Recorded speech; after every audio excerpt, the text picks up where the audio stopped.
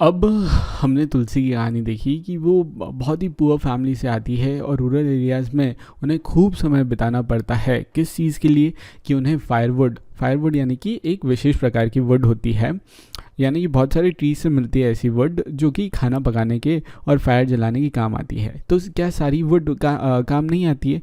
देखो, आग तो हर वुड में लग जाएगी, लेकिन जिस टाइप की वुड चाहिए जिससे खाना प्रॉपरली पक सकता है, इजीली पक सकता है और इजीली आग लग सकती है, तो वो आता है। कुछ वुड जो रहती है वो धुआं ज़्यादा छोड़ती है, जिसमें मॉइस्चर ज़्यादा होता है, जलाने में दिक्कत आती है, वो वुड फायर वुड नहीं हो पाती है। तो वो सिलेक्टेड वुड ही होती है जो फॉरेस्ट से कलेक्ट करते हैं। ये पानी और ग्रेज करने के लिए, अपनी जो कैटल है उसे चराने के लिए भी बहुत टाइम लगता है। इसके लिए देखा जाए तो ये तुलसी जो है कुछ कमाई तो कर नहीं रही है, क्योंकि ये काम तो घर का काम है, हाउस होल्ड का काम है।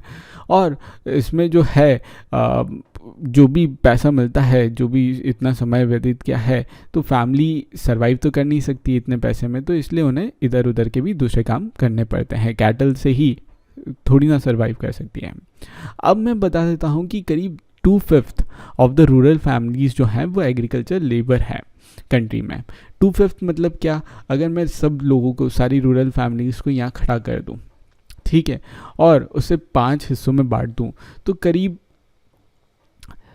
1 और 2 इतने लोग जो हैं, इतने जो लोग आ रहे हैं इस एरिया में, ये लोग जो हैं एग्रीकल्चर लेबर है। यानी कि या तो इनके पास बहुत छोटा सा प्लॉट होगा, तो इसलिए दूसरे खेतों में जाके इन्हें काम करना पड़ेगा अपना पेट चलाने के लिए, या फिर तुलसी जैसे बिल्कुल ही ज़मीन नहीं है, कुछ भी ज़मीन नहीं है एग्रीकल्चर के लिए।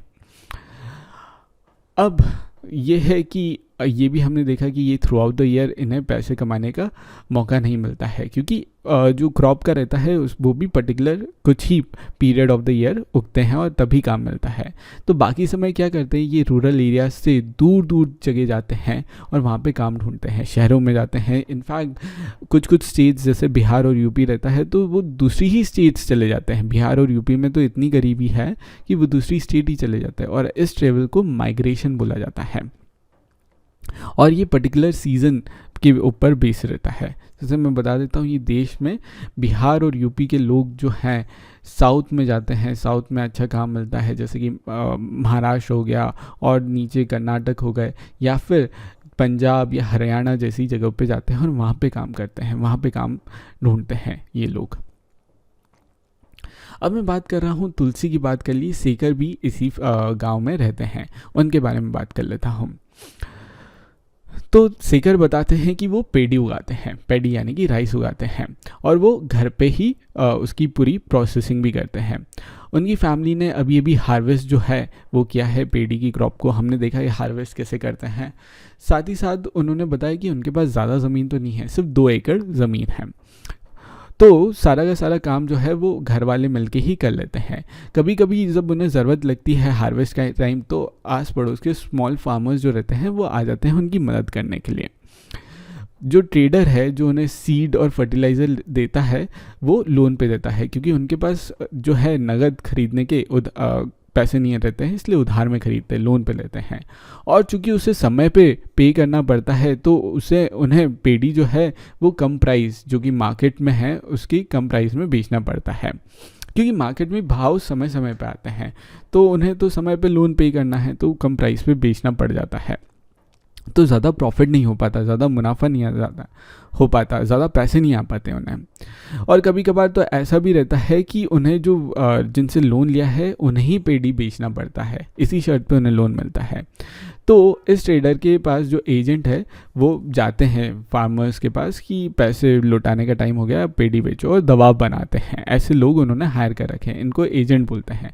एजेंट होते क्या है, बेसिकली बाहुबली टाइप लोग रहते हैं जो अच्छे बदन बना के लोगों को डराते काइंड ऑफ है। इस टाइप का प्रैक्टिकली होता है लाइफ में, बिल्कुल होता है, प्रैक्टिकली होता है।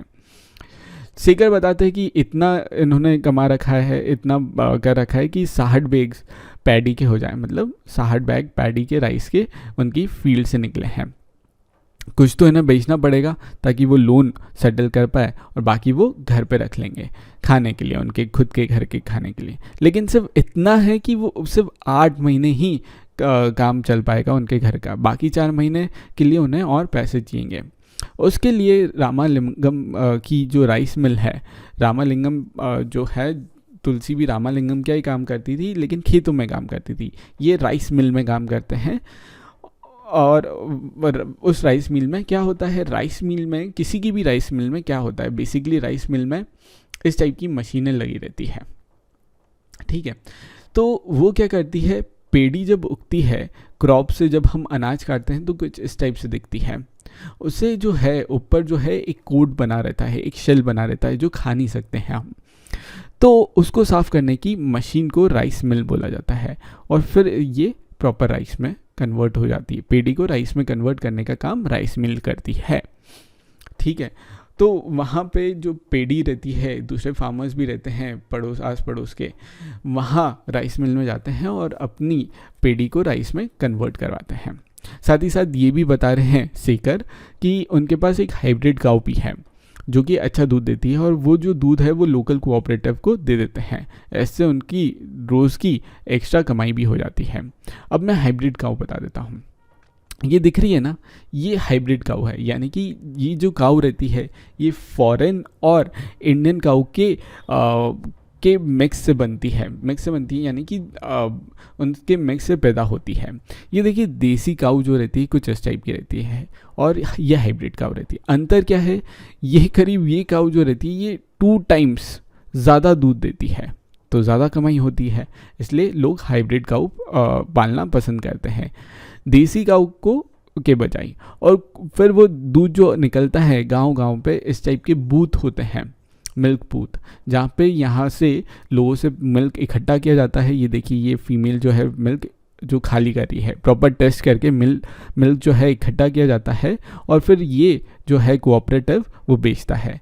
अमूल का नाम सुना होगा, अमूल का मक्खन खाया होगा, अमूल का बटर खाया होगा, चीज़ खाई होगी। अमूल का मिल्क जो हमारे यहाँ आता है वो पैकेट में अमूल का मिल्क आता है। तो ये जो लोग रहते हैं गांव के लोग, वो अपने गाय भैंसों का दूध सप्लाई करते हैं, और पैकेज मिल्क फिर हमारे सिटी के घरों में आता है। इस तरीके से कोऑपरेटिव काम करती है। अब ये डेट के बारे में क्या बोल रहे हैं, डेट यानी कि लोन, यानी कि उधार के बारे में क्या बात कर रहे हैं।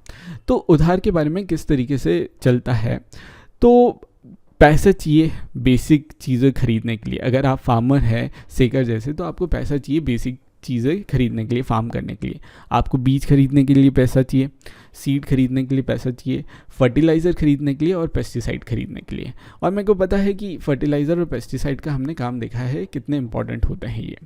और ये पैसा कहाँ से बोरो करते हैं, ये मनी लेंडर से बोरो करते हैं। मनी लेंडर वो लोग रहते हैं जिनके पास पैसा खूब रहता है, और उनका काम ही रहता है कि लोगों को पैसा देते हैं। उनकी कमाई कैसे होती है, जैसे कि फॉर एग्जांपल ये जो है ये मनी लेंडर है। मनी लेंडर का मैं बता देता हूँ, ये मनी लेंडर है और ये नॉर्मल लोग हैं। ये जो है आज इनको 100 रुपये देंगे, तो कुछ टाइम बाद ये जो है 100 रुपये तो लौटाएंगे, प्लस जो है 20 रुपये इंटरेस्ट भी लौटाएंगे, और ये इंटरेस्ट बोलते हैं। और ये 20 रुपये जो रहती है ये मनी लेंडर की कमाई रहती है। मनी लेंडर के पास ऑलरेडी पैसे खूब रहते हैं, इसलिए वो मनी लेंड कर पाएगा, लोन पे दे पाएगा, ब्याज पे दे पाएगा, ठीक है। इनके पास पैसे नहीं रहते हैं, इसलिए ये मनी जो रहते हैं लोगों से करते हैं। कभी कभार क्या होता है कि इन्होंने पैसे लिए हैं उधार पे, अब इन्होंने जो किया है, तो उनका फसल जो है उसमें जो बीज खरीदे तो हो सकता है अच्छी क्वालिटी के बीज नहीं हो, या फिर पेस्ट अटैक हो गया। पेस्ट अटैक यानी कि जिस टाइप से ये पेस्ट आ जाती है, कीड़े मकोड़े आ जाते हैं बहुत सारे, और पूरी की पूरी फसल को तहस नहस कर देते हैं, यानी कि पूरी फसल को खा जाते हैं। इस टाइप के अटैक होते हैं, इसको बोलते हैं मेजर क्रॉप फेलियर, यानी कि बहुत ज़्यादा नुकसान हो जाता है लोगों का।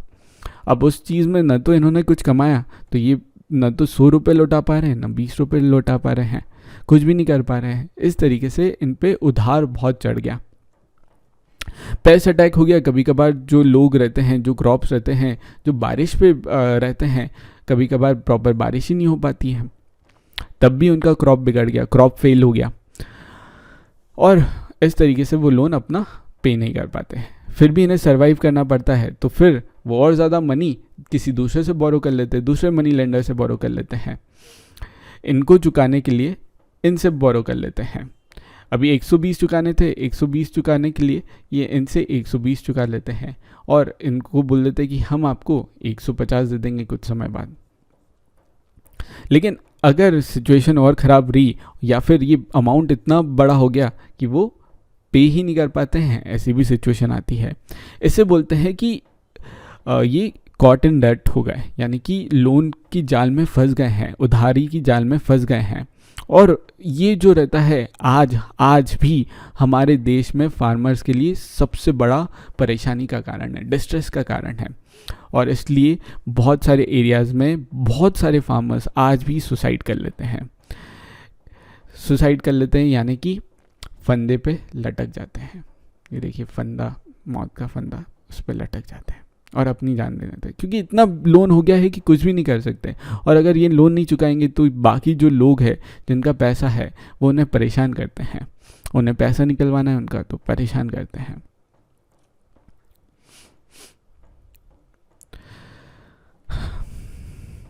अब मैं बात कर लेता हूँ रामालिंगम, जो कि मैं पता है रामालिंगम के पास 20 एकड़ ज़मीन है, राइस मिल भी है उनके पास, और क्या क्या है। राइस मिल तो रामालिंगम की फैमिली के पास है, साथ ही साथ शॉप भी है जहाँ से वो सीड और पेस्टिसाइड और फर्टिलाइजर्स जो हैं वो बेचते हैं बाकी लोगों को। राइस मिल उन्होंने कैसे की, राइस मिल में भी खूब पैसा लगता है, तो उनके पास खुद के पास तो पैसा था और कुछ कुछ गवर्नमेंट बैंक भी थी, वो भी पैसा दे देती है। अब गवर्नमेंट बैंक कुछ इस टाइप से रहती है, ये देख लीजिए, ये काइंड ऑफ गवर्नमेंट बैंक है।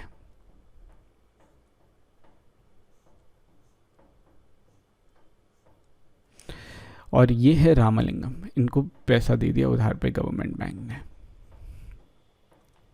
इनको 100 रुपये उधार पे दिए रामालिंगम को, तो रामालिंगम उन्हें लुटाएंगे कितना, 100 रुपये तो लौटाना पड़ेंगे प्लस 3 रुपये। और सर इतना अंतर, इनको जो है सेकर और बाकी लोगों को 20 रुपये लौटाने पड़ रहे हैं और इनको सिर्फ 3 रुपये। तो हाँ, गवर्नमेंट बैंक जो रहती है वो बहुत कम इंटरेस्ट लेती है, कम ब्याज लेती है, और लोगों के फ़ायदे के लिए ही ये गवर्नमेंट बैंक होती है और इसलिए कम ब्याज लेती है। तो आप पूछेंगे कि सेकर और बाकी लोग भी इनसे क्यों नहीं लोन ले लेते हैं, क्योंकि गवर्नमेंट बैंक भी इन लोगों को लोन नहीं दे पाती है, कुछ कारणवश, कुछ सिस्टम की कमी, और गवर्नमेंट बैंक भी इन लोगों पे, सेकर और बाकी लोगों पे को लोन की पहुंच नहीं हो पाती है।